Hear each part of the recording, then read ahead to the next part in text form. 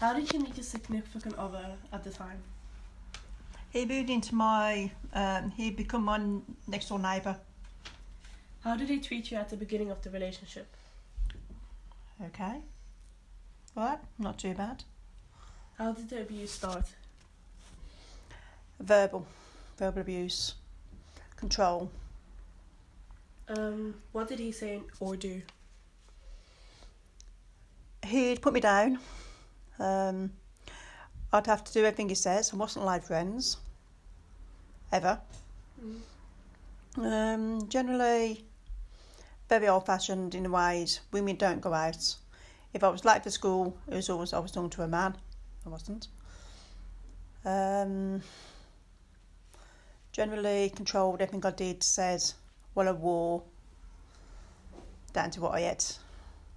In my hair colour, my hairstyle. Controlled it all, basically. Okay. Did you know he was mistreating you, or you didn't at the time? I didn't at the time. I thought it was normal. Didn't know anything different. Did you talk to anyone about it? If so, with who? No, never talked to anyone. How did you get out of the relationship? Common sense. I'd had 5 kids, walked away a few times, come back. A few times said, yeah, I'll change, usual rubbish. And one of the kids' nursery teachers said to me, actually, I bet they definitely know. But actually, no, it's not, because I was still miserable after going back, having another child. I was miserable as sin, so I sat there, wrote a list out all the things I wanted to do, all the things I needed for a new house, for me and the boys, for our new life. I said to him, I'm leaving you. He said, no, you'll be back. Still called me. I was fat, I was ugly. I used to walk sort of 18 to 20,000 steps a day, even though I had a car.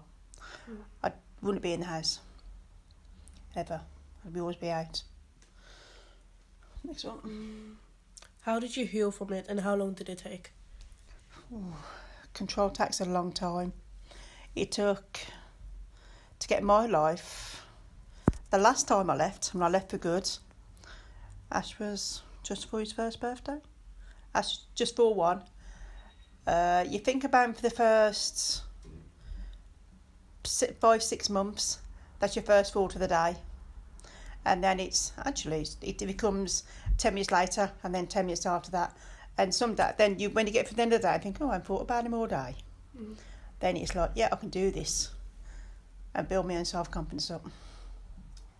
Did the abuse leave you mentally scarred? It made me stronger. It made me a stronger person than what I am now. So I can draw back on experience. And if I saw it happen again, I'd advise people on how to do it. Okay. What's your advice to victims of domestic abuse? Get help. Talk to people who've been in the same situation.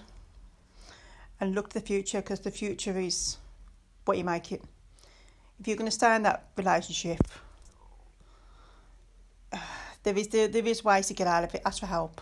There's charities and all things out there that ask for help. I had some good friends at the time that helped me. Church as well. They helped. I had some good friends that knew I was fed up. I never told anyone, but they sort of knew by my demeanour, and they were good. They were helpful. Okay. Last question. What's a major sign that you missed that it was becoming abusive? I was just young and stupid. I didn't know any better. I think it becomes a trap. When your mum's had it, you've heard that happens. I used to look at other people and think, that's